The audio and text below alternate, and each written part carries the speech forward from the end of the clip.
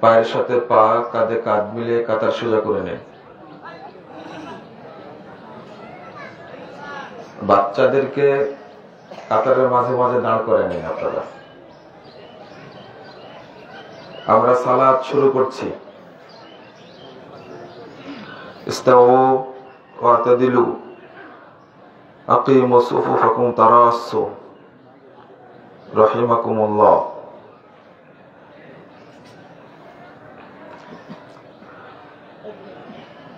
আল্লাহু আকবার।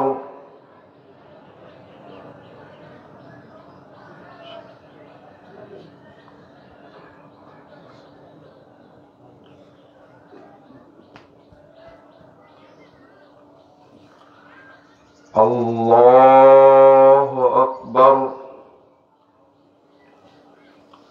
আল্লাহু আকবার। আল্লাহু আকবার। আল্লাহু আকবার। আল্লাহু আকবার।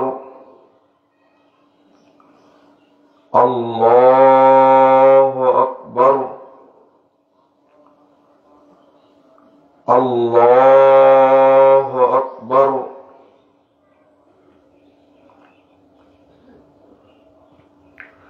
আলহামদুলিল্লাহি রাব্বিল আলামিন আর রহমানির রহিম মালিকি ইয়াউমিদ্দিন إياك نعبد وإياك نستعين اهدنا الصراط المستقيم صراط الذين أنعمت عليهم غير المغضوب عليهم ولا الضالين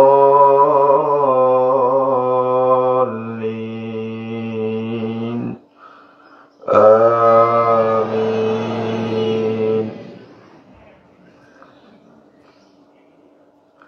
سبح اسم ربك الأعلى الذي خلق فسوى والذي قدر فهدى والذي أخرج المرعى فجعله غثاء أحوى سنقرئك فلا تنسى إلا ما شاء الله إنه يعلم الجهر وما يخفى ونيسرك لليسرى فذكر إن نفعت الذكرى سيذكر من يخشى ويتجنبها الأشقى الذي يصلى النار الكبرى ثم لا يموت فيها ولا يحيا قد أفلح من تزكى وذكر اسم ربه فصلى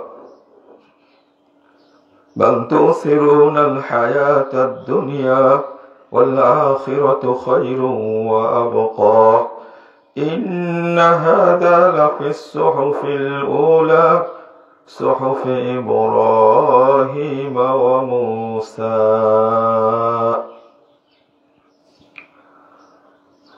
الله أكبر.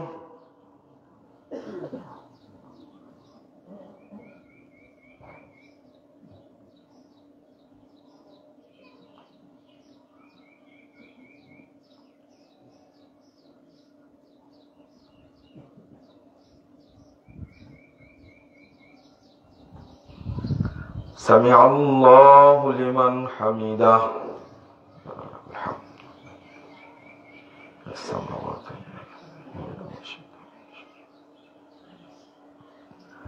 الله أكبر.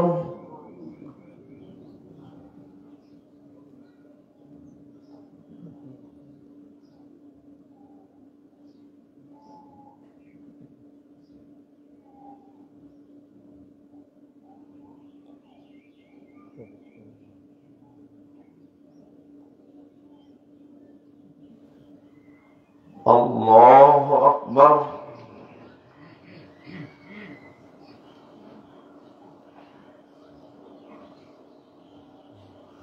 الله أكبر.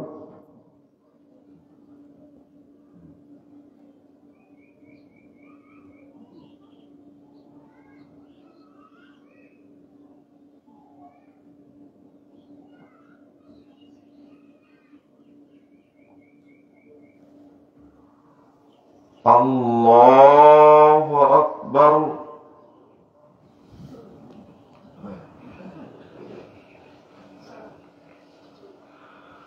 الله أكبر. الله أكبر. الله أكبر. الله أكبر. الله أكبر. الحمد لله رب العالمين الرحمن الرحيم مالك يوم الدين إياك نعبد وإياك نستعين اهدنا الصراط المستقيم صراط الذين أنعمت عليهم غير المغضوب عليهم ولا الضالين آمين. هل أتاك حديث الغاشية وجوه يومئذ خاشعة عاملة ناصبة تصلى نارا حامية تسقى من عين آنية ليس لهم طعام إلا من ضريع لا يسمن ولا يغني من جوع وجوه يومئذ ناعمة لسعيها راضية في جنة عالية لا تسمع فيها لاغية فيها عين جارية فيها سرر مرفوعة وأكواب موضوعة ونمارق مصفوفة وزرابي مبثوثة أفلا ينظرون إلى الإبل كيف خلقت وإلى السماء كيف رفعت وإلى الجبال كيف نصبت وإلى الأرض كيف سطحت فذكر إنما أنت مذكر لست عليهم بمسيطر إلا من تولى وكفر فيعذبه الله العذاب الأكبر إن إلينا إيابهم ثم إن علينا حسابهم. الله أكبر.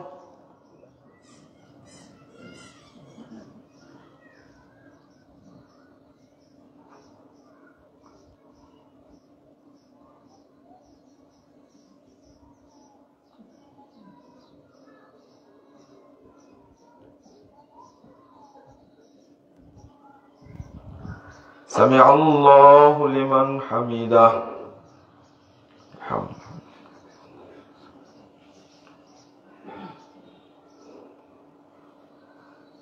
الله أكبر.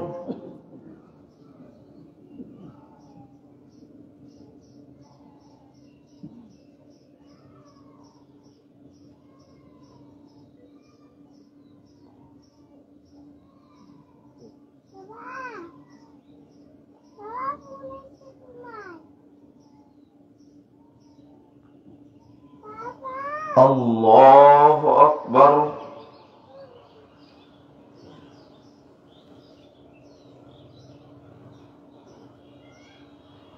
الله أكبر.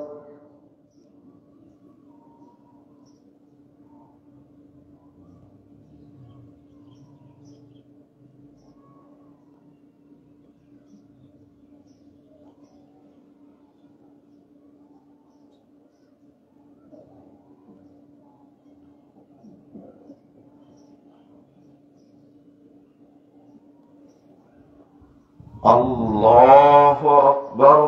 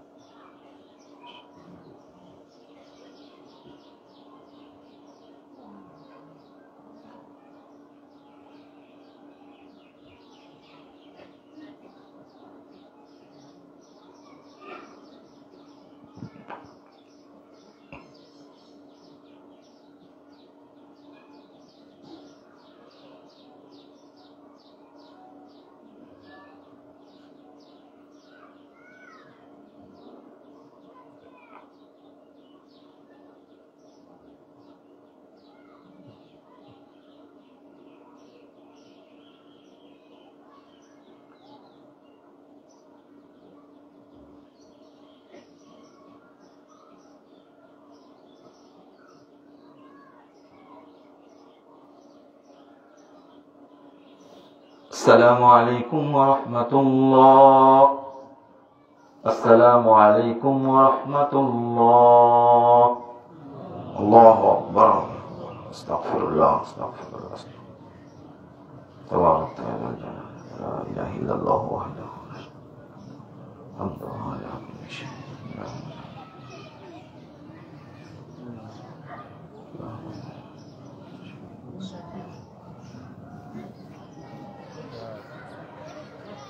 الله أكبر الله أكبر لا إله إلا الله والله أكبر الله أكبر ولله الحمد.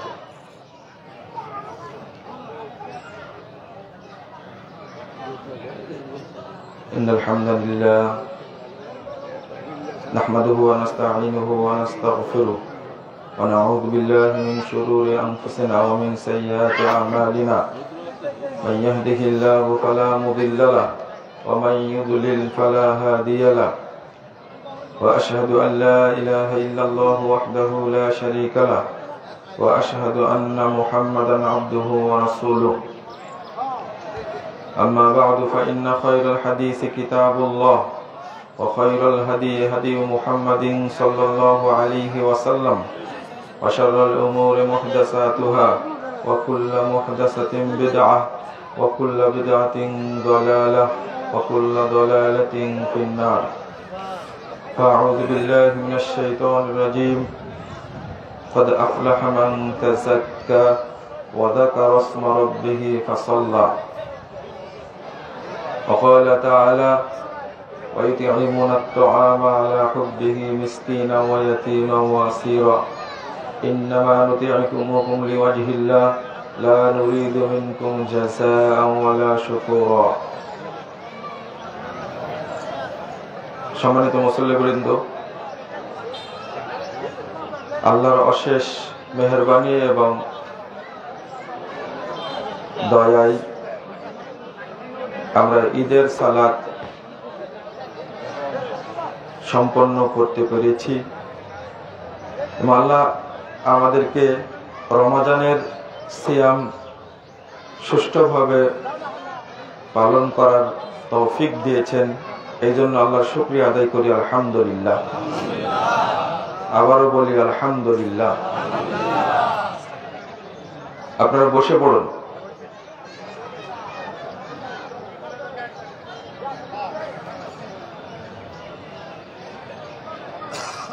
আল্লাহর কাছে আমাদের চাওয়া, আল্লাহ যেন আমাদের রমজানের সিয়ামগুলোকে কবুল করে নেন, আমিন।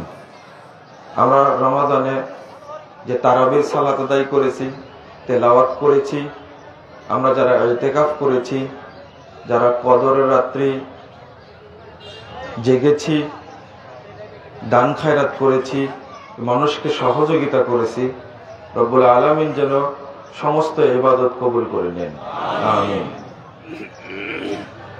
আমি আপনাদের সামনে কয়েকটি মাসআলা আর একটি সংশ্লিষ্ট বিষয়ে কথা বলার চেষ্টা করব ইনশাআল্লাহ। ওয়া তাওফীকি ইল্লা বিল্লাহ আলাইহি তাওয়াক্কালতু ওয়া ইলাইহি উনীব।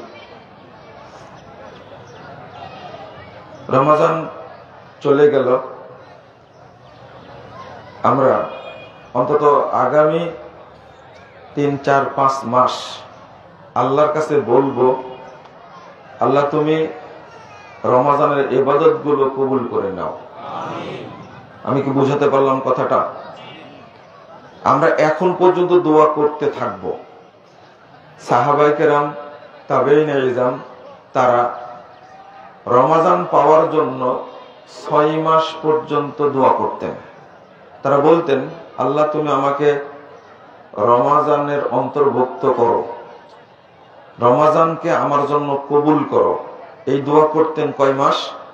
6 মাস বলতেন। 2 নম্বর, রমাজান চলে গেলে বাকি 5 মাস আল্লাহকে বলতেন, আল্লাহ তুমি রমাজানের ইবাদত গুলো কবুল করো, রমাজানের সিয়াম গুলো কবুল করো। এই বলে সাহাবীরা দোয়া করতেন। আমরা দোয়াটা ছাড়বো না, দোয়া করতে থাকবো। কারণ হলো রমাজানের যে ইবাদত, মনে করেন রমাজানের 2 রাকাত সালাত রমাজানের বাহিরে যদি 2 কোটি রাকাত সালাত আদায় করেন, তবু রমাজান মাসের 2 রাকাতের সালাতের সমান হবে না। এর নাম হলো রমাজান। রমাজানে যদি কেউ বলে আস্তাগফিরুল্লাহ, আর রমাজানের বাহিরে যদি কেউ বলে কোটি কোটি বার, তবুও রমাজানের সমান হবে না। তো যে ইবাদত গুলো করেছি আল্লাহ যেন সেগুলো কবুল করে, এই দোয়াটা আপনাকে আমাকে করতেই হবে। 2 নম্বর বিষয় হলো ঈদের সালাতটা, এর হুকুমটা কি, সালাত পড়াটা কি? আপনারা মনে করেন এটা সুন্নাত। ঈদের সালাত সুন্নাত না, ঈদের সালাত ফরজ ইবাদত এবং ফরজে আইন। এটা ঈদের সালাতটা ফরজে আইন। জোহর, আসর, মাগরিব, ইশা যেমন ফরজে আইন, ঠিক ঈদের সালাতটাও পড়া ফরজে আইন।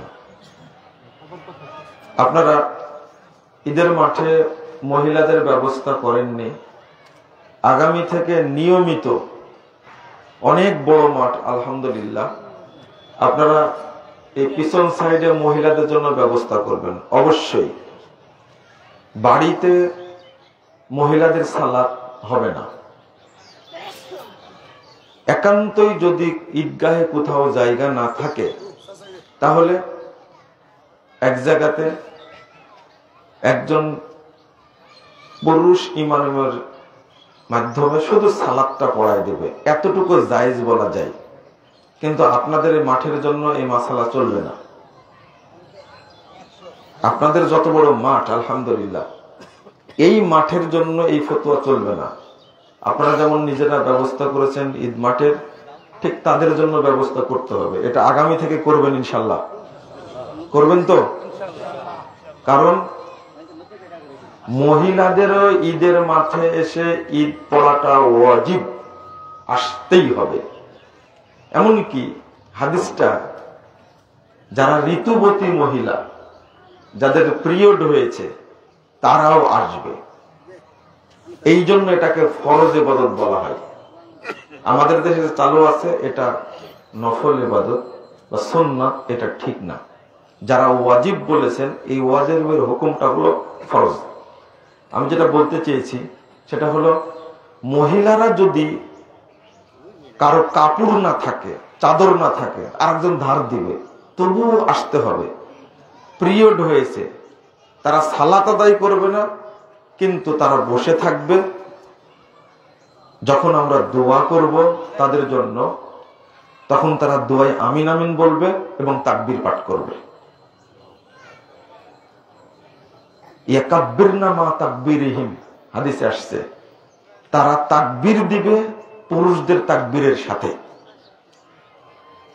তারা দোয়া করবে, আমিন আমিন বলবে আমাদের দোয়ার সাথে, কিন্তু ঈদ মাঠে আসতে হবে। এটা সহিহ বুখারীর হাদিস। অতএব আপনারা অবশ্যই শুধু এই জায়গার জন্য না, খুতবা যারা শুনছেন তাদেরকেই বলবো, ঈদের মাঠে মেয়েদের অবশ্যই ব্যবস্থা করবেন। ঈদের মাঠে ছাড়া দেখেন মহিলাদের উপরে নাকি ঈদ নাই, নাউজুবিল্লাহ। গতবার একজন মহিলা আমার খুতবা শুনে বলছেন যে আমার বয়স 72 বছর, আমি ঢাকাতে অবস্থান করি, আমরা জীবনে ঈদের সালাত পড়ি না। কি আশ্চর্যজনক ব্যাপার! অথচ ঈদের সালাত মহিলাদের জন্য ওয়াজিব, পড়তেই হবে। যে 72 বছরে কোনোদিন ঈদের সালাত পড়েনি। আমাদের দেশের মোল্লারা ফতুয়া দিয়ে এতটাই সর্বনাশ করেছে, তা আপনারা গুরুত্ব দেবেন ইনশাআল্লাহ। 2 নম্বর যে বিষয়ে কথা বলতে চেয়েছিলাম, এই ঈদুল ফিতর খুতবার পরে আপনাদের বিভিন্ন ব্যস্ততা বা কুরবানি করার যে তাড়া, এটা তো নাই। এইটা একটা ফরজ সালাত আদায় করতে এসেছেন, তা আপনার ভিতরে এত তাড়াহুড়া, তাও কয়টায় এসেছেন? কয়টায়? 9টায়। ঈদের সালাতটা আরো আগে আদায় করতে হবে। 7টা করেন, 7:30, সর্বোচ্চ 8টাই করেন, তো 9টা টাইমটা বেশি হয়ে গেছে। আপনারা ঈদের সালাত ফিতরটা, ঈদুল ফিতরটা সালাতুজ জুহা যখন আদায় করে, অর্থাৎ সূর্য ওঠার পর থেকে নিয়ে আধা ঘন্টা 1 ঘন্টার মধ্যে পড়ে নেওয়া ভালো। এই মাসালাটা আপনারা জেনে রাখবেন। আর ধৈর্য নিয়ে আসবেন যে ঈদের মাঠের খুতবাটা, এটা কি জুমার খুতবার মতো? এটা জুমার খুতবার মতো না। এতগুলো মুসল্লি কি জুমার একটা জুমা মসজিদে ধরে? কারণটা কি? কারণটা হলো কয়েকটা বিষয়। 1 নম্বর হলো এই ঈদের সালাত একই সঙ্গে আদায়ের মাধ্যমে মুসলিম উম্মার ঐক্য এবং বিজয়ের প্রতীক হিসাবে সাব্যস্ত হয়। 2 নম্বর হলো যে আমরা পুরো মুসলিম বিশ্বের জন্য, যারা নির্যাতিত বিশেষ করে, তাদের জন্য খুতবায় আমরা দোয়া করব। আপনারা আমিন আমিন বলবেন। এই যে অনাবৃষ্টি, আমরা খুতবার মধ্যে এই দোয়াটাও করব, আল্লাহ তুমি আমাদেরকে বৃষ্টি দান করো। তো আপনি যদি অধৈর্য হন, তাহলে আল্লাহর কাছে চাইবেন কি করে? এমন কোন বান্দা আছে এর মধ্যে, হয়তো তার কথাগুলো আল্লাহ কবুল করবেন। আল্লাহ রাব্বুল আলামিন এই দুআর ওসিলায় আমাদেরকে জাহান্নাম থেকে মুক্ত করে দিবেন, আমাদেরকে জান্নাতুল ফেরদাউস দান করবেন ইনশাআল্লাহ। 3 নম্বর বিষয় হলো যে ঈদের দিন কোন ব্যক্তি যেন না খেয়ে থাকে, কোন পরিবারে খাবার পৌঁছেনি, এমনটা যেন না হয়। এই প্রেরণা আপনাকে আমাকে নিয়ে যেতে হবে। আমরা সাদাকাতুল ফিতর, ফিতরা দেওয়ার তাৎপর্য এবং এর গুরুত্বটা আমরা উপলব্ধি করি না। আল্লাহর অনেক শুকরিয়া, গতকালকের যে আবহাওয়া, একটানা কয়েকদিন যে আবহাওয়া ছিল, আজকে সেটা কি আছে? কি সুন্দর বাতাস, কত ঠান্ডা। একবারে কালকে আসর পর থেকে আল্লাহ গোটা দেশকে ঠান্ডা করে দিলেন, আলহামদুলিল্লাহ। মানে এতক্ষণ এখানে বসে থাকাই যেত না যদি আগের দিনের আবহাওয়া থাকতো। আল্লাহ কত দয়ালু, কিন্তু আল্লাহর দয়াটাকে আমরা গ্রহণ করতে পারলাম না, কষ্ট হয়। রমাজানে যারা আমরা ক্ষমা নিতে পারিনি, রমাজানে যারা আমরা ইবাদত করতে পারিনি, তেলাওয়াত করতে পারিনি, সাদকা করতে পারিনি, তাদের জন্য যে হুঁশিয়ারি দিয়েছেন রাসূলুল্লাহ সাল্লাল্লাহু আলাইহি ওয়াসাল্লাম বলেছেন, মান হুরিমা খায়রাহা ফাকাদ হুরিম। যে ব্যক্তি রমাজানের কল্যাণ থেকে বঞ্চিত হবে, রমাজানের রহমত বরকত, এটা তো গিফট আল্লাহর পক্ষ থেকে, যে ব্যক্তি এটা থেকে বঞ্চিত হবে ফাকাদ হুরিম, আল্লাহ রাসূল বলছেন তাকে যাবতীয় কল্যাণ থেকে বঞ্চিত করা হবে। নাউযুবিল্লাহ। আল্লাহ আপনাকে আর রহমত দিবেন না। আমি তোমাকে গিফট দিয়েছিলাম, হাদিয়াটা দিলাম, তুমি হাদিয়াটা নিলে না, অবহেলা করলে, তাহলে আল্লাহ কি আমার উপর রহমত নাজিল করবেন না রাগান্বিত হবে? নিঃসন্দেহে রাগান্বিত হবেন। আর একটা কত কড়া কথা, এই যে পাপটা যে করেছি আমরা, এই পাপের ক্ষমার জন্য আল্লাহর কাছে বলতে হবে ঈদের দিন, আল্লাহ তুমি আমাদেরকে ক্ষমা করে দাও। ক্ষমার উদ্দেশ্যে এসেছি এখানে। আল্লাহ রাসূল বললেন, একদিন মুস্তাদরাক হাকিমের হাদিস, আহমদেও এসেছে ৭২৫৬ নম্বর হাদিস, রাসূল সাল্লাল্লাহু আলাইহি ওয়াসাল্লাম মিম্বারে উঠলেন, ওঠার পরে বললেন আমিন, আবার বললেন আমিন, আবার বললেন আমিন। সাহাবীরা জিজ্ঞেস করলেন পরে, আপনি কেন আমিন বললেন? তো বললেন আতানি জিবরাইল, আমার কাছে জিবরিল এসেছিলেন, এসে বললেন মান আদরাকা রমাদান ওয়া লাম ইউগফার লাহ রগিমা আনফুহু রগিমা আনফুহু রগিমা আনফুহু। যে ব্যক্তি রমাদান পেল অথচ আল্লাহর রহমত দয়া পেয়ে সে ক্ষমা নিতে পারল না, ওই ব্যক্তি অপমানিত হোক, ওই ব্যক্তি লাঞ্ছিত হোক, ওই ব্যক্তি হতভাগা। তা আমাকে জিবরিল আমিন বললেন আপনি আমিন বলেন, কুল আমিন। তখন আমি আমিন বললাম। মানে আল্লাহর নবীর বদদুয়া কার উপরে? যে ব্যক্তি রমাদান পাওয়ার পরে ইবাদত করে ক্ষমা নিতে পারেনি, এই ব্যক্তি কি? ধ্বংসশীল, ও ধ্বংস হবে। এই বদদুয়া আল্লাহর নবীর। যারা রমাদানকে মিস করেছেন তারা তওবা করেন আল্লাহর কাছে, আল্লাহ তুমি আমাকে মাফ করে দাও। যদি জিজ্ঞেস করি তেলাওয়াত কয় পারা করেছেন, বলতে পারবেন না। যদি জিজ্ঞেস করি তারাবি কয়দিন পড়েছেন, দেখবেন যে না। কয়জন ইতিকাফ করেছেন? অন্তত 5টি রাত্রি, কদর রাত্রি। কয় রাত্রি জাগছেন? সবগুলোতে ব্যর্থ হয়েছে আমরা। আপনি কি 10 জন 20 জন মানুষকে ইফতার করাতে পেরেছেন? সাহারি করাতে পেরেছেন? আশ্চর্য, আমরা এত পিছিয়ে। আমাদের এক বোন, এত বয়স হয়েছে, প্রায় 70 বয়স হয়েছে, আল্লাহু আকবার, গতকাল পর্যন্ত 10 বার কোরআন খতম করেছেন। কয়বার? 10 বার পুরো রমাদানে। একজন মহিলা কাজকর্ম করার পরেও 10 বার কোরআন খতম দেয়। এই মহিলা কতটা ভাগ্যবতী চিন্তা করতে পারছেন? আল্লাহ তাকে কতটা রহমত দিয়েছেন, যে আল্লাহ তাকে তৌফিক দিয়েছেন 10 বার কোরআন খতম দেওয়া। তারাবি প্রতিদিন পড়েছে।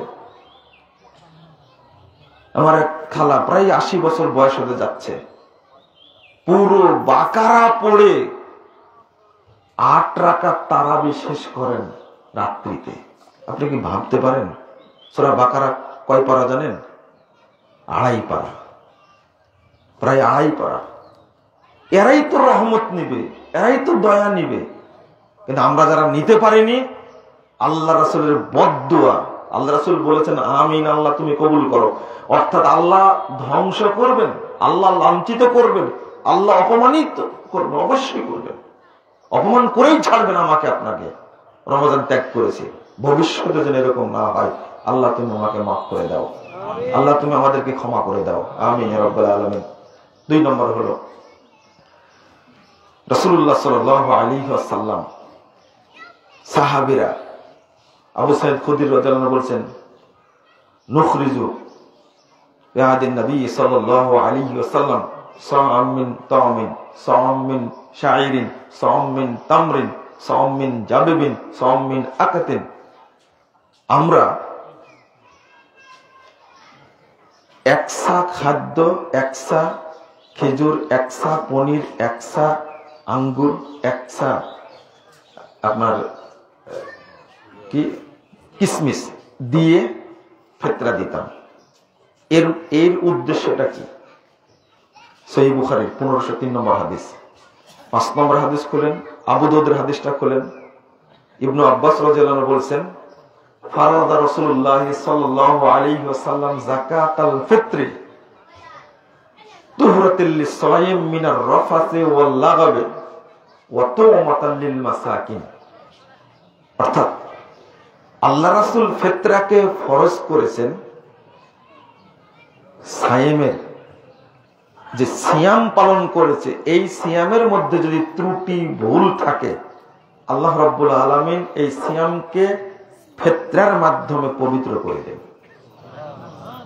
বলেন আলহামদুলিল্লাহ।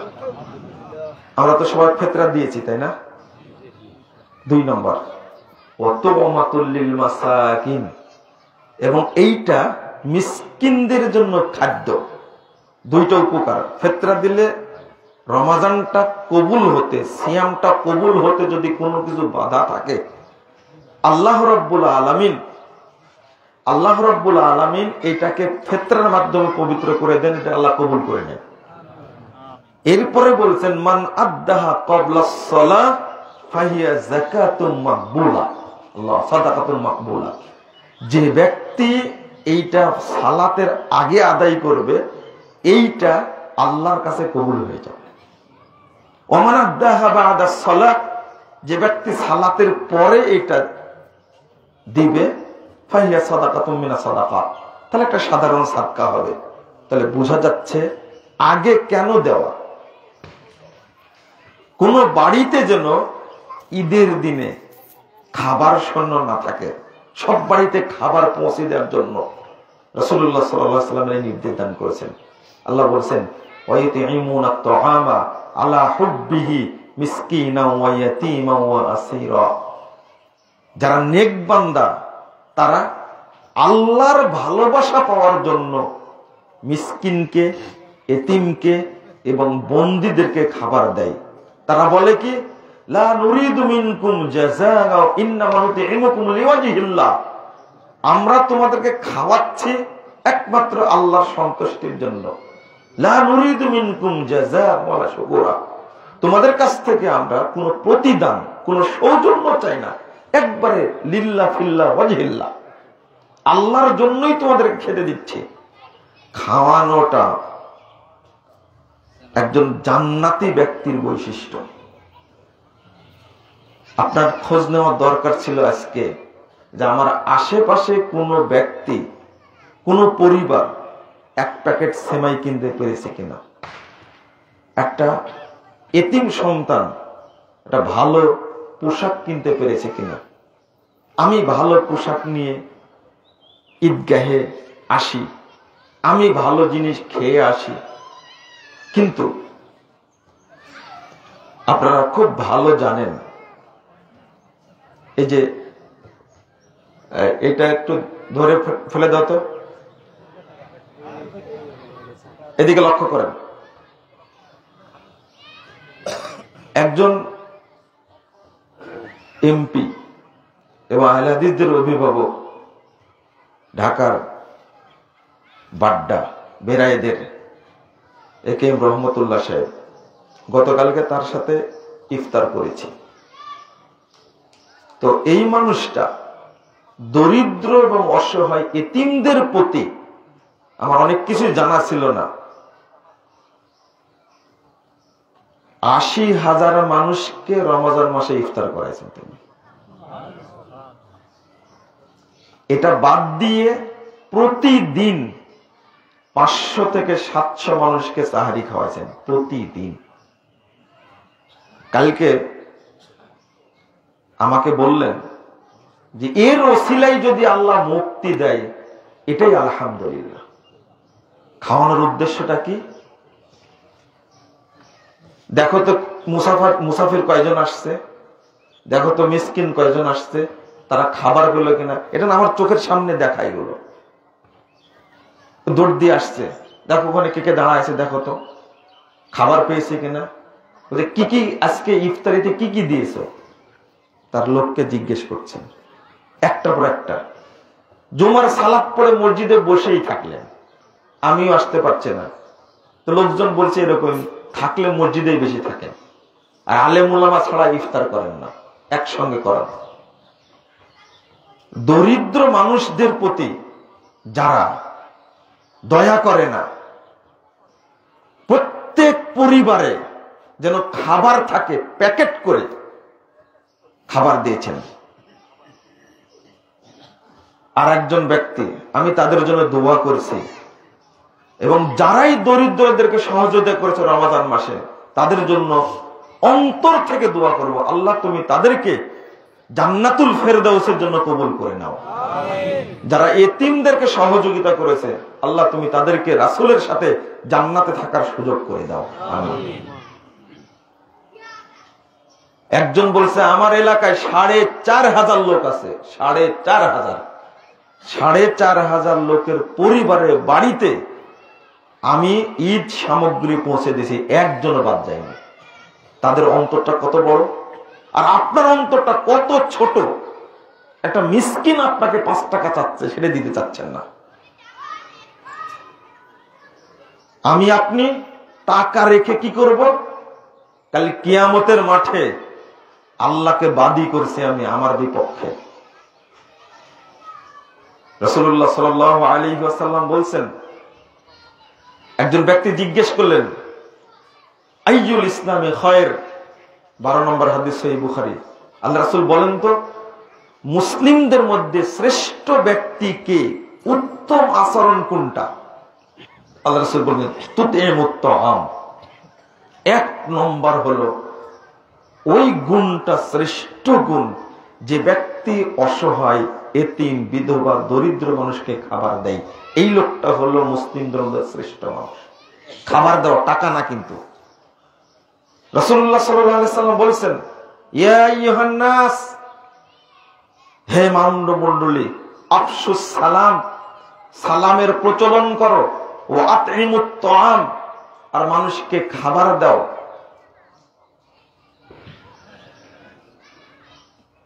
তারপরে ওয়াতাদখুলুনাল জান্নাতা বিসালাম, তোমরা মানুষকে খাবার দাও, সালামের প্রচলন করো এবং নিরাপদে জান্নাতে প্রবেশ করো। আল্লাহ রাসূল বলেছেন ও বুদুর রহমান, তোমরা রহমানের ইবাদত করো, ও আতইমুত তাআম, আর মানুষকে খাদ্য খাওয়াও, ও আফশুস সালাম, সালামের প্রচলন করো, ওয়াতাদখুলুনাল জান্নাতা বিসালাম, তোমরা নিরাপদে জান্নাতে প্রবেশ করো। অর্থাৎ 3টা গুণ যদি কারোর মধ্যে থাকে, আল্লাহ রাব্বুল আলামিন তাকে জান্নাত দান করবেন। শুধু জান্নাত দিবেন না, কষ্ট করে না, কবরের আযাব থেকে, কিয়ামতের মৃত্যুর ভয়াবহ থেকে, এই কিয়ামতের কষ্ট থেকে নিরাপদ রেখে আল্লাহ তাকে জান্নাত দান করবেন। কিয়ামতের আযাব বুঝতে পারবে না, কিয়ামতের ভয়াবহতা বুঝতে পারবে না। আমরা আজকে ধনী হওয়া পছন্দ করি এবং ধনীদেরকে সম্মান করা বেশি পছন্দ করি, ধনীদের কাছে থাকা পছন্দ করি। অথচ রাসূলুল্লাহ সাল্লাল্লাহু আলাইহি ওয়াসাল্লাম কি বলছেন? ইবগুনি দুআফাকুম, 1702 নম্বর হাদিস তিরমিজির মধ্যে এসেছে, তোমরা আমাকে খোঁজ করো দরিদ্রদের মাঝে, অসহায়, বিধবা, এতিমদের মাঝে। ফাইন্নামা তুরযাকুনা ওয়া তুনসারুনা বিদুআফাইকুম, কারণ তোমাদের রিজিক দেওয়া হয়, তোমাদের খাদ্য দেওয়া হয়, তোমাদের উপরে আল্লাহর পক্ষ থেকে সাহায্য আসে ওই দরিদ্র লোকদের কারণে। এই হাদিস প্রমাণ করে ধনী লোকদের মূল্য আল্লাহর কাছে কিছুই নাই। এই হাদিস প্রমাণ করে ধনী লোকের মূল্য আল্লাহর কাছে কিছুই নাই। আল্লাহ রাসূল বলছেন ওই ফকির লোকটা, দরিদ্র লোকটা, অসহায়, বিধবা মানুষটা, পীড়িত মানুষটা যদি পৃথিবীতে না থাকতো, তাহলে আল্লাহর পক্ষ থেকে রহমত নাজিল হতো না, আল্লাহর পক্ষ থেকে খাদ্য নাজিল হতো না। তার দাম কাদের? ওই দরিদ্রদের। আল্লাহ রাসূল বলছেন, আবু সাঈদ খুদরি রাদিয়াল্লাহু আনহু বলছেন আহিব্বুল মাসাকিন, ও লোকেরা মিসকিনদেরকে ভালোবাসো। সামিতু রাসূলুল্লাহ সাল্লাল্লাহু আলাইহি ওয়াসাল্লাম, কারণ আল্লাহ রাসূলের কাছে আমি বলতে শুনেছি, আল্লাহ রাসূল বলেছেন আল্লাহুম্মা আহইনি মিসকিনান ওয়া আমিতনি মিসকিনান ওয়াহশুরনি ফি জুমরাতিল মাসাকিন। আমি আল্লাহ রাসূলকে বলতে শুনেছি, দোয়া করতে শুনেছি, ইয়াকুলু ফি দুআইহি আল্লাহুম্মা আহইনি মিসকিনান আল্লাহ তুমি আমাকে মিসকিন অবস্থায়, অসহায় দরিদ্র অবস্থায় বেঁচে রাখো। ও আতইমনি ও আমিতনি মিসকিনান, আর আমাকে তুমি কি মৃত্যু দাও মিসকিন অবস্থায়। ওয়াহশুরনি ফি যুমরাতিল মাসাকিন, আর কাল কিয়ামতের মাঠে তুমি আমাকে মিসকিনদের সাথে হাসর করো। কেন, কি জন্য? সহিহ মুসলিমের 2559 নম্বর হাদিস, রাসূল সাল্লাল্লাহু আলাইহি ওয়াসাল্লাম বলেছেন, ইয়াকুলুল্লাহু তাআলা ইয়াউমাল কিয়ামা, কিয়ামতের দিনে আল্লাহ বান্দাকে বলবেন, ইয়া ইবনে আদম ইন্নী মারিস্তু ফালাম তাউদনি, ও আদম সন্তান, আমি অসুস্থ ছিলাম, তুমি আমাকে সেবা করোনি, আমাকে দেখতে আসনি। আল্লাহ বাদী হবেন। তখন বান্দা বলবে, কাইফা আউদুকুম আনতা রাব্বুল আলামিন, আল্লাহ আমি তোমার কিভাবে সেবা করব, তুমি তো জগৎ সমূহের রব, তুমি কখন অসুস্থ হলে? আল্লাহ বলবেন, আমা আলিমতা আন্না আব্দি ফুলালাম মারিদা, ওই আমার অমুক বান্দা অসুস্থ ছিল, পীড়িত ছিল, টাকা পয়সা ছিল না, তুমি তাকে যদি সেবা দিতে অজাত্তানি ইন্দাক, তাহলে আজকে তোমার কাছে, তোমার পাশে আমাকে পেতে। অর্থাৎ আল্লাহ তার বিপক্ষে বাদী হবেন কিয়ামতের মাঠে। যদি অসহায় মানুষ, পীড়িত মানুষ কষ্ট পায়, চিকিৎসা করতে যে না পারে, সমস্ত ধনীদের বিরুদ্ধে কাল কিয়ামতের মাঠে আল্লাহ নিজেই বাদী হবেন। আল্লাহ বলবেন আরেক বান্দাকে, ইস্তামতাতুক ইয়া ইবনে আদম, আদম সন্তান, আমি তোমার কাছে খাবার চেয়েছিলাম, আমার কাছে খাবার ছিল না, ক্ষুধার্ত ছিলাম, বললাম তুই এমনি, তুমি আমাকে খাবার দাওনি। আল্লাহ কত দয়ালু, মাজলুমের পক্ষে কিয়ামতের মাঠে বাদী হবেন আল্লাহ। প্রত্যেকটা এতিম, প্রত্যেকটা মিসকিন, প্রত্যেকটা অসহায় ব্যক্তি, অসুস্থ ব্যক্তি কাল কিয়ামতের মাঠে সবার বিপক্ষে বাদী হবে। আমি খাবার চেয়েছিলাম, ক্ষুধার্ত ছিলাম, তুমি আমাকে খাবার দেওনি। একই কথা বলবে, তোমাকে খাওয়াবো কি করে, তুমি তো রব। আল্লাহ বলবেন আমার অমুক অমুক অমুক বান্দা না খেয়ে দিন যাপন করেছে, তোমার কাছে খাবার থাকার পরেও তুমি তাকে খাবার দেওনি। আল্লাহ বলবেন ইস্তাসকাইতুক, ওই বান্দা আমি তোমার কাছে পানি চেয়েছিলাম, আমার বাড়িতে টিউবওয়েল ছিল না, অনেক কষ্ট হতো টিউবওয়েলের পানি নিয়ে আসতে, চেয়েছি, রাত্রি গভীর হয়েছে, পানি নাই, ওই পানি না খেয়ে শুয়ে গেছে, প্রতিদিন পরের দিন আবার দূর থেকে পানি নিয়ে এসেছে। কত মানুষের যে অবস্থা দেখছি। সিলেটে যখন গেলাম, গতবার যখন কুড়িগ্রাম গেলাম, ডক্টর মুসদুদ্দিন সাহেব ছিলেন সাথে, কি একটা হাহাকার, এক বোতল পানির জন্য কি হাহাকার। চারিদিকে পানি থাকার পরে পানি নাই তাদের কাছে। ঔষধ নিয়ে গেলাম, পানি ফুটায়া, ওই পানি ফুটায় যেন খেতে পারে। কতটা খুশি এক বোতল পানির জন্য, একটু ওষুধের জন্য কতটা খুশি তারা। হাজার হাজার কোটি কোটি টাকা ব্যাংকে রেখে জৌলুসে জীবন যাপন করি আমরা। এই জন্যই তো আল্লাহ রাসূল এবং নবী রাসূলগণ কেউ অর্থ রেখে পৃথিবী থেকে বিদায় নেননি, যা রেখে গেছেন সব সাদকা। কারণ কাল কিয়ামতের মাঠে আমার বিরুদ্ধে কোন বান্দা বাদী হবে, আল্লাহ তার পক্ষে বাদী হবেন, এটা আমি চাই না। আবু বকরের কি ছিল? সবচেয়ে ধনী মানুষ ছিলেন আবু বকর রাদিয়াল্লাহু আনহু, কিন্তু শেষ বয়সে ফকির হয়ে পৃথিবীতে চলে গেলেন। ওমর রাদিয়াল্লাহু আনহু ধনী মানুষ ছিলেন, শেষ বয়সে ফকির হয়ে চলে গেলেন। ওসমান রাদিয়াল্লাহু আনহু কি বিশাল রাজ্য, কত টাকা পয়সা সম্পদ, কিন্তু যেদিন তাকে মেরে ফেলে দেওয়া হয়, একজন খলিফা যাকে দেখে ফেরেশতারা লজ্জা পেতেন, সেই মানুষটাকে যেদিন মেরে ফেলে দেওয়া হয়, তার ঘরে দুইটা পানি খাওয়ার কাপ ছাড়া কিছুই ছিল না। আলী রাদিয়াল্লাহু আনহু খলিফারা পৃথিবী থেকে বিদায় নিয়েছেন, কালী কিয়ামতের মাঠে যেন আল্লাহ আমার বিপক্ষে বাদী না হন।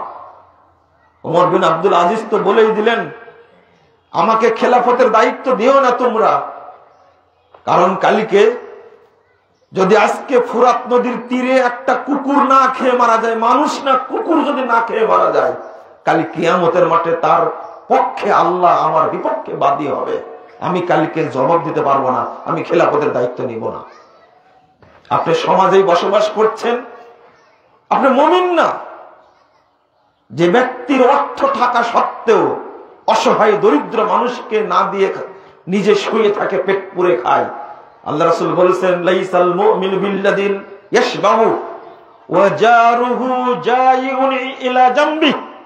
ওই ব্যক্তি মুমিন না, ওই ব্যক্তি মুমিন থেকে বহিষ্কার যে নিজে পেট পুরে খায় আর তার পড়শি না খেয়ে ক্ষুধার্ত অবস্থায় থাকে, এই ব্যক্তি মুমিন না। আমরা দেখব একদিকে মুমিন থেকে বহিষ্কার, আরেকদিকে কিয়ামতের মাঠে আল্লাহ আমাদের বিপক্ষে বাদী হবেন, কেউ টিকতে পারবো না। বরং এতিম দেখলে বলি, তুই এতিম হয়েছিস কেন? আল্লাহ বলছেন, ওয়ালা তুকরিমুনাল ইয়াতীম ওয়ালা তাহাজ্জুনা আলা তাআমিল মিসকিন ওয়া তাকুলুনা আত-তাআমা আকলাল লাম্মা ওয়া তুহিব্বুনাল মালা হুব্বান জাম্মা। তোমরা এতিমকে সম্মান করনি, মিসকিনকে খাবার দাওনি, বরং হাজার হাজার কোটি কোটি টাকা মাল সম্পদ জমা করেছো তার মহব্বতে টিকে থেকে। তো আল্লাহ কি বলছেন, কাল কিয়ামতের মাঠে যারা এতিমকে আরাইতাল্লাযী ইউকাযযিবু বিদ্দীন, তারপরে কি ফাযালিকাল্লাযী ইয়াদুল ইয়াতীম ওয়া লা ইয়াহুদ্দু আলা তাআমিল মিসকিন। যারা এতিমকে গলা ধাক্কা দেয়, আল্লাহ আয়াত নাজিল করলেন, আলাম ইয়াজিদকা ইয়াতীমান ফাআওয়া ওয়া ওয়াজাদাকা দাল্লান ফাহাদা ওয়া ওয়াজাদাকা আইলান ফাআগনা ফাআম্মাল ইয়াতীমা ফালা তাকহার ওয়া আম্মাস সাইলা ফালা তানহার। আল্লাহ বলছেন, মুহাম্মদ সাল্লাল্লাহু আলাইহি ওয়াসাল্লামকে বলছেন, আমি কি তোমাকে এতিম অবস্থায় পাইনি? অথবা আল্লাহ তোমাকে আশ্রয় দিয়েছেন, তোমাকে পথভ্রষ্ট পাইনি, তোমাকে অতঃপর হেদায়েত দিয়েছেন, তোমাকে নিঃস্ব পেয়েছি, অতঃপর তোমাকে স্বাবলম্বী করেছি। সুতরাং এতিমকে ধমক দিও না, আর মিসকিনকে তাড়িয়ে দিও না। সব জায়গাতে আমি যেটা বলতে চেয়েছি সেটা হলো, বিশেষ করে এতিম যারা, এদের মতো অসহায় আর কেউ নাই। বিধবা মাটা, ওই মায়ের আঁচলের তলেই ওই ছোট ছোট বাচ্চাগুলোর আশ্রয়। মা সারাদিন মানুষের বাড়িতে কাজ করে, তাও ঠিক মতো টাকা পয়সা পায় না, ওই এতিমদেরকে খাওয়ার জন্য খুব চেষ্টা করে। ওর চেয়ে অসহায় আর কে? এই জন্য আল্লাহ রাসূল বলে দিলেন, জুমরাতুল লিল মাসাকিন সিত্রাতুন মিনান নার। আল্লাহ রাসূল সহিহ বুখারীর হাদিস, যে ব্যক্তি একজন এতিমকে পালন করবে বালেগ হওয়া পর্যন্ত, ওই ব্যক্তির উপরে যদি জাহান্নাম ওয়াজিব হয়েও যায়, তবুও আল্লাহ রাব্বুল আলামিন তাকে, এই এতিমটাকেই জাহান্নামের পর্দা বানিয়ে দিবেন। অর্থাৎ এতিমের অভিভাবক জাহান্নামে যাবে না কখনো। আল্লাহ রাসূল বলছেন, মান দাম্মা ইয়াতীমান ইলা তুআমিহি ওয়া শারাবিহি হাত্তা ইস্তাগনিয়া ওয়াজাবাত লাহুল জান্নাতু আলবাত্তা। যে ব্যক্তি একজন এতিমকে খাওয়াবে, পান করাবে বালেগ হওয়া পর্যন্ত, আল্লাহ তার উপরে জান্নাত অবশ্যই অবশ্যই ওয়াজিব করে দিবেন। ও জান্নাতে যাবেই। এতিমের অভিভাবক জাহান্নামে হয়ে মারা গেলেও এতিম কাল কিয়ামতের মাঠে জাহান্নামের সামনে পর্দা হয়ে দাঁড়িয়ে যাবে। অর্থাৎ এতিমের অভিভাবক কখনো জাহান্নামে যাবে না। জাহান্নামের পর্দা হবে একটা এতিম বাচ্চা।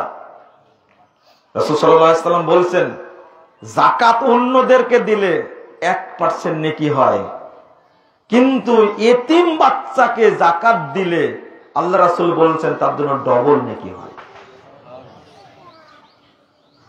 রাসূল সাল্লাল্লাহু আলাইহি ওয়াসাল্লাম বলছেন, একজন ব্যক্তি এসে বলল, মুসনাদে আহমদের হাদিস 9006 নম্বর হাদিস, শাকা রাজুলুন নবী সাল্লাল্লাহু আলাইহি ওয়াসাল্লাম কসওয়াতা কলবি এসে বলছেন, আল্লাহ রাসূল আমার অন্তরটা খুবই খুবই কঠোর, আমি কর্কশ, আমার অন্তরটা নরম হয় না। আল্লাহ রাসূল বলছেন, ইমসার রাসাল ইয়াতীম ওয়া আতইমিল মিসকিন, তুমি এতিমের মাথায় হাত বুলিয়ে দাও আর মিসকিনকে খাবার দাও, দেখবা তোমার অন্তরটা আল্লাহর রহমতে ঠান্ডা হয়ে যাবে। এতিম বাচ্চাটা কিন্তু রহমতের টুকরা। একজন ব্যক্তি বলছে, আল্লাহ রাসূল আমার মনে অনেক সমস্যা, হার্ট সমস্যা।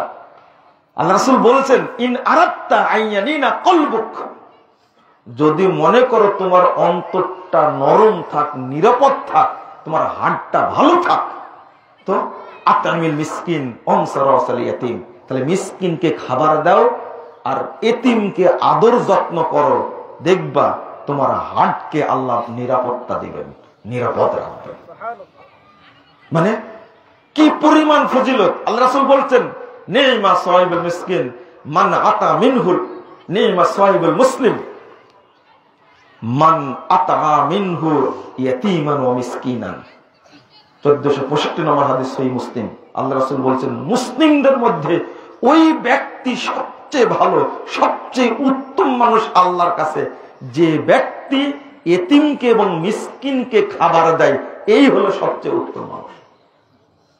রাসূল সাল্লাল্লাহু আলাইহি ওয়াসাল্লাম বললেন, বলতে বলতে বললেন, ইন্না ফিল জান্নাতে গুরাফান তুরা দুহুরুহা মিন বুতুনিহা ওয়া বুতুনুহা মিন দুহুরিহা, জান্নাতে একটা প্রাসাদ আছে, যে প্রাসাদটার বাহির থেকে ভিতরটা, ভিতর থাকা বাহিরটা পুরোটাই দেখা যাবে, এত সুন্দর, স্বচ্ছ, এত সুন্দর, জান্নাতে এত সুন্দর ঘর নাই। ক্বালা আরাবিন ইয়া রাসূলুল্লাহ লিমান হিয়া ইয়া রাসূলুল্লাহ, আল্লাহ রাসূল এই জান্নাতটা, এই প্রাসাদটা কার জন্য? আল্লাহ রাসূল বললেন, যার মধ্যে 3-4টা গুণ আছে। মান আতাবাল কালাম, যার কথাটা খুব নরম, ওয়া তামাত তাআম, মিসকিনকে, অসহায়কে যে খাবার দেয়, ওয়া সাল্লা লিল্লাহি বিল্লাইল ওয়ান নাসু নিয়াম ওয়া আদামাস সিয়াম, যে ব্যক্তি নফল সিয়াম পালন করে এবং লোকেরা যখন ঘুমায় তখন আল্লাহর জন্য তাহাজ্জুদ পড়ে, এই 4টি গুণ যার মধ্যে আছে, আল্লাহ ওই ব্যক্তিকে এই সুন্দর প্রাসাদে রাখবেন। আবু বকর রাদিয়াল্লাহু আনহু ঘটনা জানেন? হঠাৎ আল্লাহ রাসূল একদিন প্রশ্ন করছেন, মান আতামা মিসকিনান আল ইয়াউম মান সামা আল ইয়াউম মিনকুম, জিজ্ঞেস করছেন, তোমাদের মধ্যে আজকে কে নফল সিয়াম রাখছে? সব সাহাবী চুপ, কেউ কথা বলে না। আবু বকর বলছেন, আনা ইয়া রাসূলুল্লাহ, আল্লাহ রাসূল আমি আজকে নফল সিয়াম রাখছি। পরীক্ষা দেখেন। আবার প্রশ্ন করছেন, ওমান আতামা মিসকিনাল ইয়াউম মিনকুম, তোমাদের মধ্যে কে আজকে মিসকিনকে খাবার দিয়েছে? সবাই চুপ। আবু বকর বলছেন, আনা ইয়া রাসূলুল্লাহ, আল্লাহ রাসূল আমি আজকে খাবার দিয়েছি। আবার প্রশ্ন করছেন, ওমান আদা মারিদান আল ইয়াউম মিনকুম, তোমাদের মধ্যে আজকে কে একজন রোগীর সেবা করেছে, রোগীকে দেখতে গিয়েছে? সব সাহাবী চুপ। আবু বকর বলছেন, আনা ইয়া রাসূলুল্লাহ, আল্লাহ রাসূল আমি আজকে দেখতে গেছিলাম রোগীকে। 4 নম্বর প্রশ্ন, ওমান তাবিয়া জানাজাতান আল ইয়াউম মিনকুম, বলো তো তোমরা আজকে কে একটা জানাজায় শরীক হয়েছে? সব চুপ। আবু বকর বলছেন, আনা ইয়া রাসূলুল্লাহ, আল্লাহ রাসূল আমি জানাজায় শরীক হয়েছি। শেষে বললেন, মাস্তামানা ফি ইমরিন ইল্লা দাখালাল জান্নাহ, এই 4টি গুণ যার মধ্যে একসঙ্গে পাওয়া যাবে, ওই ব্যক্তি জান্নাতে প্রবেশ করবে। আবু বকর একদিন জিজ্ঞেস করছে, আল্লাহ রাসূল এমন কি কেউ আছে যে জান্নাতের সব দরজা দিয়ে ঢুকতে পারবে, জান্নাতের স্বাধীনতা আছে? আল্লাহ রাসূল বলছেন, আরজু আন তাকুনা মিনহুম, আবু বকর আমি তো মনে করি তুমি সেই ব্যক্তি, যে ব্যক্তি জান্নাতের সব দরজা ঢুকতে পারবে জান্নাতে। মানে কি বললেন? এটা দ্বারা কি বুঝলেন? এই গুণগুলো যার মধ্যে থাকবে, আল্লাহ রাব্বুল আলামিন তাকে সব দরজা দিয়ে জান্নাতে ঢোকার সুযোগ করে দিবেন। অর্জন করতে হবে। অনেকেই বলে যে টাকা দিয়ে ফেতরা দিব, খাদ্য দিয়ে দিব না। টাকা দেওয়া যায়, খাদ্য দেওয়া টাকা দেওয়া এক নয়। টাকা শর্ট করে দেওয়া যায়। আপনার দ্বারে একজন মিসকিন চলে গেছে, একজন মিসকিন গেছে, ভাত দিবেন না টাকা দিবেন? এতক্ষণ বললাম সব খাবারের ফজিলত। খাবার দেওয়া তো সহজ না। 500 টাকা দিলেন, বলে ভাই ধানীখোলা বাজার থেকে তুমি খেয়ে নিও, বাড়িতে খাবার দেওয়া যাবে না। কি 500 টাকায় খাবার রান্না হবে? অত সহজ? অথচ খাবার হোটেল থেকে কিনলে সর্বোচ্চ 100 টাকায় হয়ে যাবে। ওই ফকিরটা 75 টাকা খাবে। রান্না করতে বসেন কয় টাকা লাগে রান্না করতে? খাবার কেন দেওয়া উত্তম এতক্ষণ বুঝালাম। লবণ লাগবে, তেল লাগবে, রসুন লাগবে, পেঁয়াজ লাগবে, হলুদ লাগবে, কি কি যেন আরো লাগে। তরকারির কথা বলিনি। মাছ রান্না করবেন আপনি, বাকি এগুলো লাগবে না? মশলা লাগবে না? মশলা কি একটা? কি বলে, গোলমরিচ লাগে, তারপরে লং লাগে, তারপরে চলা লাগে, দারচিনি লাগে, তেজপাতা লাগে, জিরা লাগে, আর কি আমার মনে নেই। মহিলাদের জিজ্ঞেস করেন। রান্না করার জন্য কত আইটেম করা লাগে। এই জন্যই রাসূলুল্লাহ সাল্লাল্লাহু আলাইহি ওয়াসাল্লাম বেশি বেশি, আল্লাহ রাব্বুল আলামিন বেশি বেশি মানুষ খাবার খাওয়ানোর কথা বলেছে। আজকে এই পর্যন্তই। আপনারা দীর্ঘক্ষণ অনেক টাইম ধরে খুতবাটা শুনলেন। আল্লাহ যেন আমাদের সকলকে কবুল করে নেন, আমিন। আমি দোয়া করব, আপনারা সবাই দোয়ায় আমিন আমিন বলবেন ইনশাআল্লাহ। প্রথমত আল্লাহর কাছে আমরা দোয়া করব, আল্লাহ রাব্বুল আলামিন যেন আমাদেরকে পানি দান করেন। আল্লাহ রাসূল বলতেন, আল্লাহুম্মা আসকিনা, আল্লাহুম্মা আসকিনা, আল্লাহুম্মা আসকিনা। আল্লাহ তুমি আমাদেরকে পানি দান করো, আল্লাহ তুমি আমাদেরকে পানি দান করো, আল্লাহ তুমি আমাদেরকে পানি দান করো। দোয়া করতেন, আল্লাহুম্মা আসকিনা গায়সান মুগীসান মারিআন মারিআ নাফিআন গায়রা দাররিন আজিলান গায়রা আজিলিন। আল্লাহুম্মা আসকিনা, আল্লাহুম্মা আসকিনা, আল্লাহুম্মা আসকিনা। আল্লাহ তুমি আমাদেরকে পানি দান করো, আল্লাহ তুমি আমাদেরকে পানি দান করো। আল্লাহুম্মা আসকি ইবাদাক ওয়া বাহাইমাক ওয়ানশুর রাহমাতাক ওয়াহি বালাদাকাল মাইয়িত। আল্লাহ বলতেন, আল্লাহ রাসূল বলতেন, হে আল্লাহ তুমি তোমার বান্দাদেরকে পানি দান করো। তোমার যারা চতুষ্পদ জন্তু আছে তুমি সৃষ্টি করেছো, আল্লাহ তুমি তাদেরকে পানি দান করো। ওয়ানশুর রাহমাতাক, তোমার রহমত এই বৃষ্টি দ্বারা পুরো জমিনকে একবার বিস্তৃত করে দাও, বৃষ্টি বিস্তৃত করে দাও। ওয়াহি বালাদাকাল মাইয়িত, আল্লাহ তোমার এই মৃত জমিনকে তুমি জীবিত করে দাও। আল্লাহুম্মা আসকি ইবাদাক ওয়া বাহাইমাক ওয়ানশুর রাহমাতাক ওয়াহি বালাদাকাল মাইয়িত। আল্লাহুম্মা আসকিনা, আল্লাহুম্মা আসকিনা, আল্লাহুম্মা আসকিনা, আল্লাহুম্মা আসকিনা গায়সান মুগীসান মারিআন মারিআ নাফিআন গায়রা দাররিন আজিলান গায়রা আজিলিন। আল্লাহুম্মা আসকি ইবাদাক ওয়া বাহাইমাক ওয়ানশুর রাহমাতাক ওয়াহি বালাদাকাল মাইয়িত।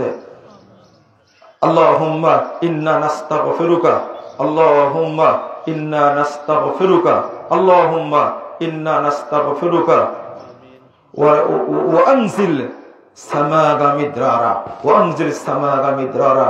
রব্বানা আতিনা ফিদ দুনিয়া হাসানা ওয়া ফিল আখিরাতি হাসানাতাও ওয়া কিনা আযাবান নার। আল্লাহুম্মা ইগফির লানা ওয়া লিল মুমিনিনা ওয়াল মুমিনাত, আল্লাহুম্মা ইগফির লানা ওয়া লিল মুমিনিনা ওয়াল মুমিনাত ওয়াল মুসলিমিনা ওয়াল মুসলিমাত ওয়াল আহইয়া'i মিনহুম ওয়াল আমওয়াত ইয়া রাব্বাল আলামিন। اللهم اغفر لنا وللمؤمنين والمؤمنات والمسلمين والمسلمات والأحياء منهم والأموات يا أرحم الراحمين. اللهم ألف بين قلوبهم وأصلح ذات بينهم وانصرهم على عدوك وعدوهم وانصرهم على عدوك وعدوهم يا رب العالمين.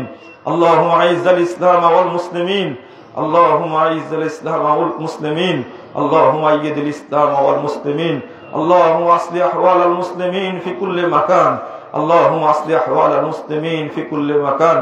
اللهم احفظ بلاد المسلمين اللهم احفظ بلاد المسلمين اللهم انجل المستضعفين من المؤمنين من الرجال والنساء والولدان اللهم انجل المستضعفين اللهم انجل المستضعفين من المؤمنين من الرجال والنساء والولدان اللهم احفظ مسجد الأقصى اللهم احفظ مسجد الأقصى اللهم احفظ مسجد الأقصى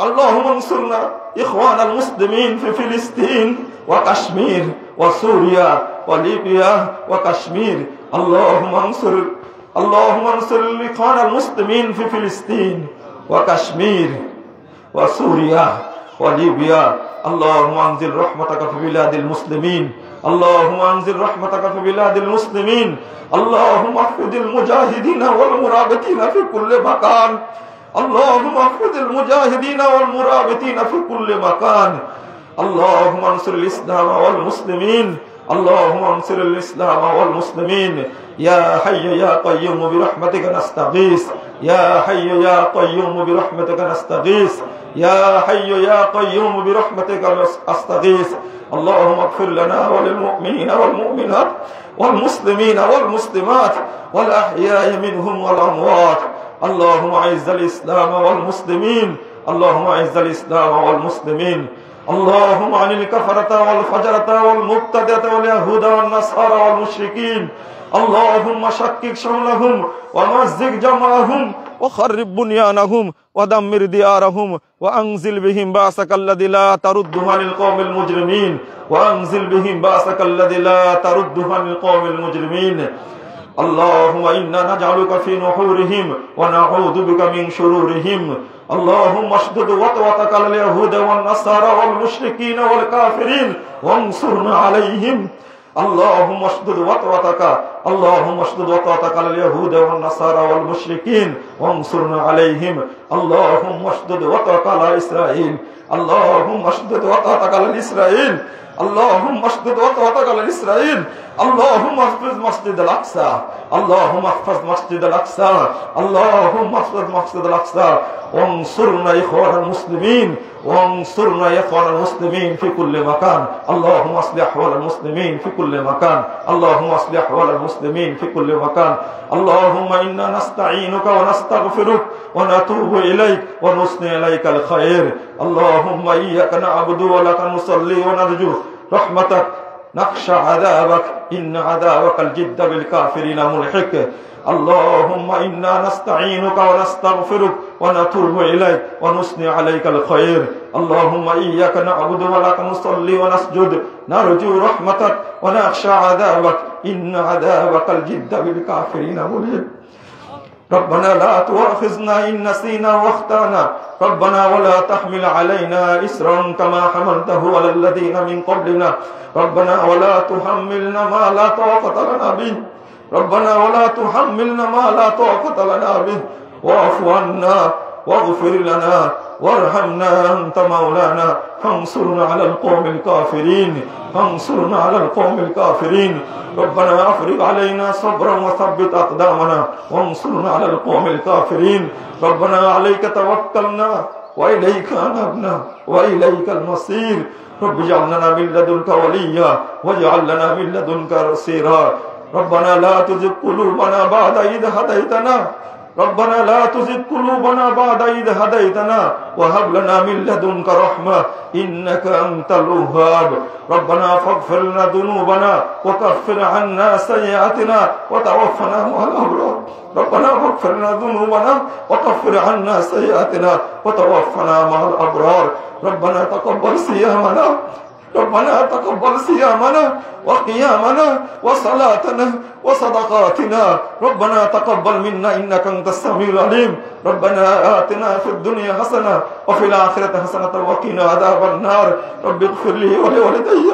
وللمؤمنين يوم يقوم الحساب رب ارحمهما كما ربياني صغيرا رب ارحمهما كما ربياني صغيرا اللهم اغفر لي حينا وميتنا اللهم اغفر لحينا وميتنا اللهم اغفر لحينا وميتنا يا رب العالمين يا أكرم الأكرمين يا حي يا قيوم برحمتك نستغيث ربنا آتنا في الدنيا حسنة وفي الآخرة حسنة وقنا عذاب النار ربنا فاغفر لنا ذنوبنا وكفر عنا سيئاتنا وتوفنا مع الأبرار ربنا تقبل منا إنك أنت السميع العليم وتب علينا إنك أنت التواب الرحيم وصلى الله على النبي আল্লাহ রাব্বুল আলামিন আমাদের দোয়াগুলোকে কবুল করুন আমিন রাব্বুল আলামিন।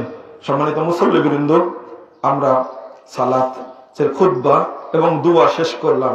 আমাদের এখানকার সভাপতি আছেন এবং আপনাদের মেহমান অ্যাডভোকেট জালালউদ্দিন সাহেব আছেন। তারা সংক্ষেপে দুটা কথা বলতে চাই। একটু বসেন। আমি বলবো না যে তারা লম্বা করুক, খুতবা শেষ হয়ে গেছে, খুতবা পরে তারা জনপ্রতিনিধি হিসাবে কথা বলবেন। জি, একটু শর্ট করবেন।